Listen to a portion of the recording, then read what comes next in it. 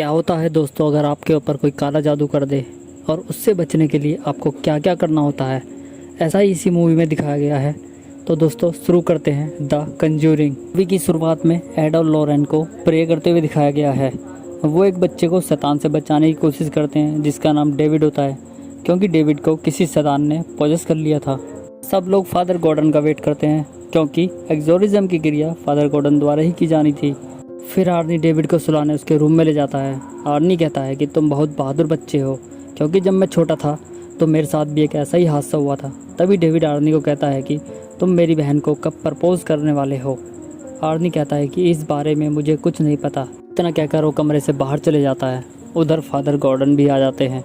तभी डेविड की नींद खुल जाती है। दरवाजे से उसे जोर जोर से आवाज़ आती है। उससे डरकर डेविड वॉशरूम में छुप जाता है, लेकिन डेविड को वहाँ किसी का हाथ दिखाई देता है और शावर से भी डेविड के ऊपर खून गिरना शुरू हो जाता है। उसे देखकर डेविड बहुत बुरी तरह से डर जाता है। वो ज़ोर ज़ोर से चिल्लाता है। डेविड का शोर सुनकर सब लोग वहाँ आ जाते हैं। उन्हें डेविड नॉर्मल सा लग रहा था, लेकिन डेविड को अब उस शैतान ने पूरी तरह से पॉजेस कर लिया था।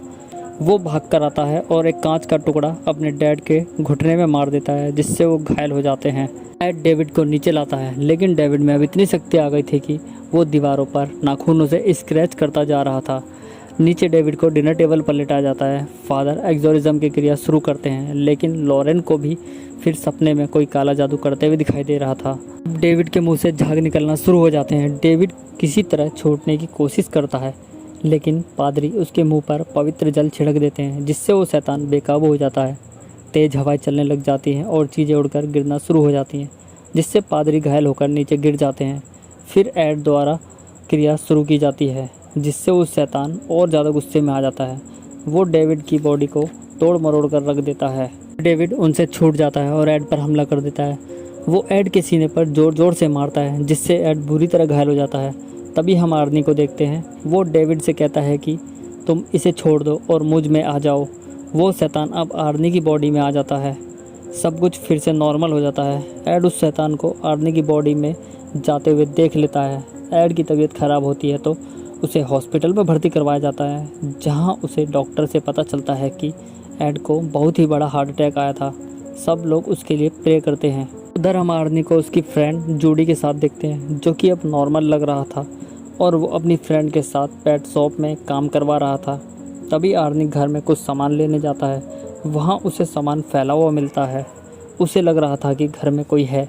वहाँ उसे एक हॉल मिलता है। आर्नी उस हॉल में देखता है और जैसे ही पीछे मुड़ता है, वो शैतान आर्नी को मारने की कोशिश करता है, क्योंकि वो शैतान अब भी आर्नी की बॉडी में ही था, लेकिन वो बचकर बाहर चला जाता है।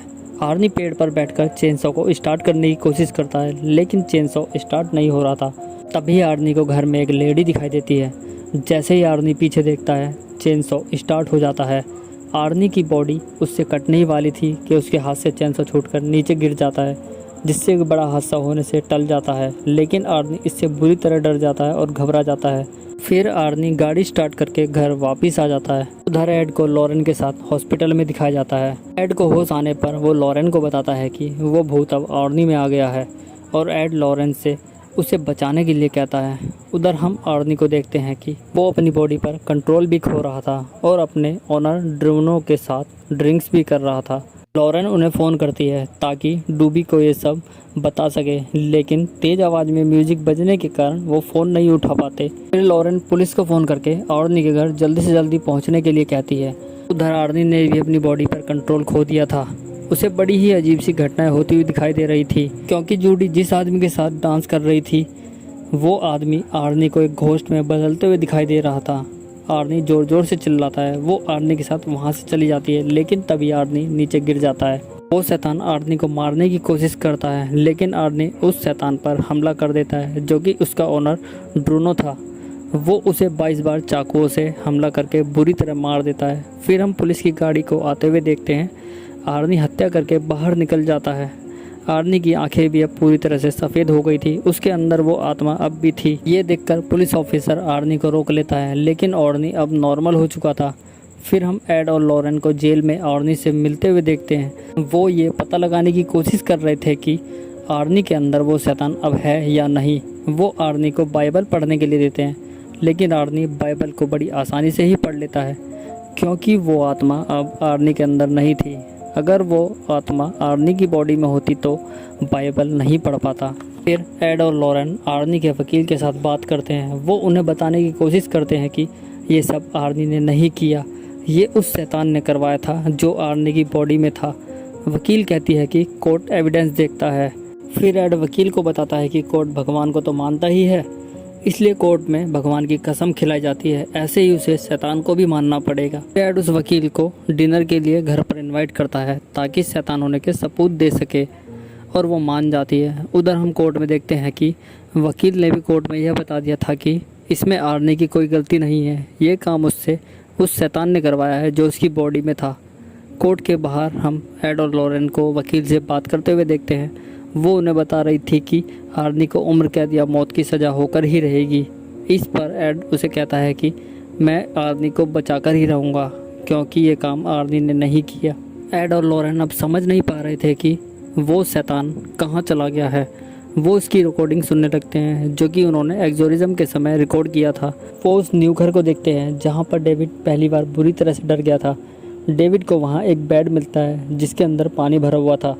वो उस पर खेलता है। डेविड को उसके अंदर कुछ दिखाई देता है और वो उसे देखता है तो एक शैतान का हाथ उसे पकड़ लेता है और अपनी तरफ खींचता है। डेविड उससे बुरी तरह डर जाता है। वो ये बात अब सबको बताता है लेकिन कोई भी डेविड की बात पर विश्वास नहीं करता। इसके बाद एड एंड लॉरेन उस बेड को चेक करने घर में जाते हैं जहाँ पर वो बेड था। वो मैट को हटाते हैं। उन्हें पता चलता है कि वो शैतान यहीं से आया था। फिर घर के नीचे एक टनल दिखाई देती है। वहाँ लॉरेन उसे नीचे जाकर चेक करती है। लॉरेन को नीचे बहुत सारे चूहे दिखाई देते हैं जो कि किसी चीज़ को खा रहे थे। वो उस चीज़ से कपड़ा हटाती है। वहाँ उसे एक टोटका दिखाई देता है जिससे काला जादू किया जाता है। इसी के कारण ही वो शैतान डेविड की बॉडी में था। लॉरेन उस चीज़ की फ़ोटो ले लेती है। बाहर आने पर लॉरेन उसके बारे में बताती है कि ये शैतानी रसों में प्रयोग किया जाता है, काला जादू करने के लिए इसका प्रयोग किया जाता है। फिर लॉरेन जूडिया को बताती है कि वो शैतान अब डेविड से आर्नी की बॉडी में चला गया था। एड उन फ़ोटो को पुलिस स्टेशन में देकर उसका पता लगाने की कोशिश करता है। फिर हम फादर गॉर्डन को देखते हैं। वो उन्हें फादर कैसलर के पास जाने की सलाह देते हैं क्योंकि वो ही इसके बारे में बता सकते थे। एड लॉरेन फादर कास्नर के पास जाते हैं। वो फ़ोटो दिखाते हैं। कैसनर उसके बारे में बताते हैं कि ये एक बहुत ही घटिया और ख़तरनाक शैतानी टोटका है। फादर उन्हें अपने एक बेसमेंट रूम में ले जाते हैं जहाँ पर उन्हें बहुत सारी चीज़ें रखी हुई मिलती हैं। उन्हें बताते हैं कि यहाँ तुम्हारे काम की चीज़ें मिल भी सकती हैं और नहीं भी। फादर उन्हें वहाँ बहुत सारी किताबें भी दिखाते हैं। वो बताते हैं कि मैंने इन पर 9 साल तक रिसर्च किया है। ये शैतान की पूजा करते हैं और उन्हें खून भी चढ़ाते हैं। वो एक पवित्र स्थान को भी अपवित्र बनाने की शक्ति रखते हैं क्योंकि इससे उन्हें ताकत मिलती है।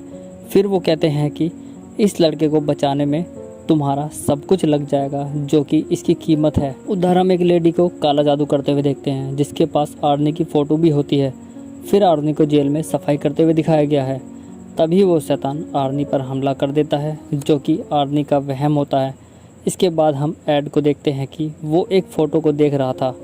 तभी फ़ोन बजता है। कॉल पर एक आदमी बताता है कि डिटेक्टिव ने उसे देखा है। वो डिटेक्टिव से मिलते हैं। डिटेक्टिव उन्हें फ़ोटो दिखाता है और उन्हें बताता है जब वो कैटी और जेसिका की फ़ाइल को स्टडी कर रहे थे तो उनकी मौत के बाद उनके घर से भी हमें ऐसी ही चीज़ मिली थी। वो एक स्कूल स्टूडेंट थी और कैटी पर हाल ही में 22 बार चाकुओं से हमला हुआ था। ऑफिसर लॉरेन की शक्तियों पर भरोसा नहीं करता।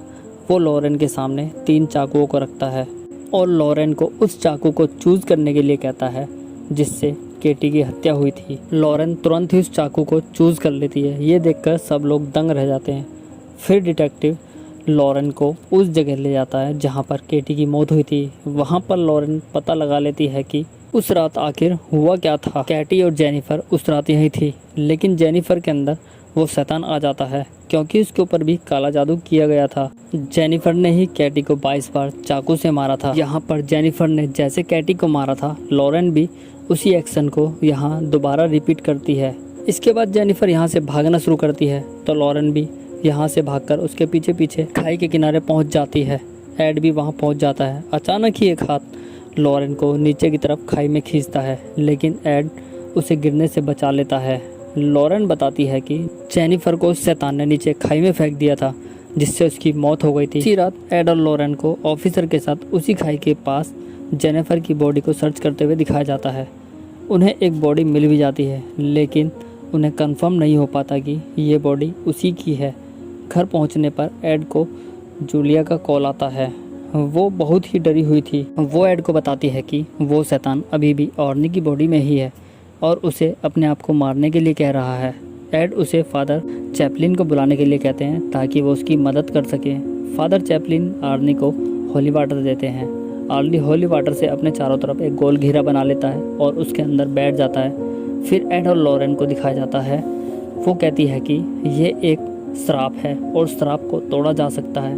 इसका पता लगाने के लिए वो एक मॉर्ग में जाते हैं जहाँ पर जेनिफर की बॉडी होती है।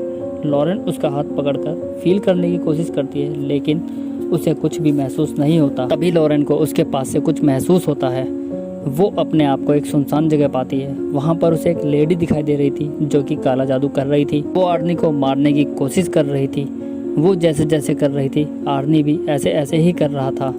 आर्नी अपने हाथ में होली वाटर की बोतल को फोड़कर उसके एक टुकड़े से अपने हाथ की नस को काट रहा था। लॉरेन वहां पहुंच जाती है और अपनी शक्ति से उस लेडी को रोक देती है, लेकिन वो लॉरेन पर भी अब काला जादू कर देती है। अचानक मॉर्ग में एक बॉडी में जान आ जाती है। वो लॉरेन पर हमला करने वाला ही होता है कि उसे एड बचा लेता है। उसके बाद एड और लॉरेन डेबी से मिलने जाते हैं। डेबी उन्हें एक काले जादू की किताब दिखाता है। उस किताब में उस श्राप के बारे में लिखा था। उस किताब में बताया गया था कि इस श्राप को पूरा करने के लिए पहले किसी की जान लेनी होगी, फिर उसे अपने आप को मारना होगा। उस श्राप को तोड़ने का एक ही तरीका है बस कि हमें उस टेबल को ही तोड़ना होगा जिससे ये काला जादू किया जा रहा है। एड जैसे ही खड़ा होता है वो बेहोश होकर नीचे गिर जाता है।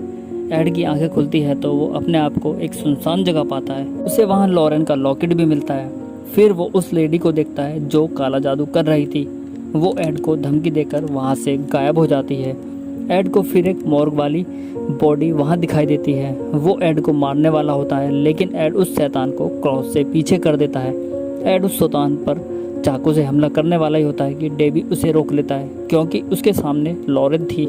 वो ऐसा इसलिए करता है क्योंकि उस लेडी ने एड पर भी अब काला जादू कर दिया था।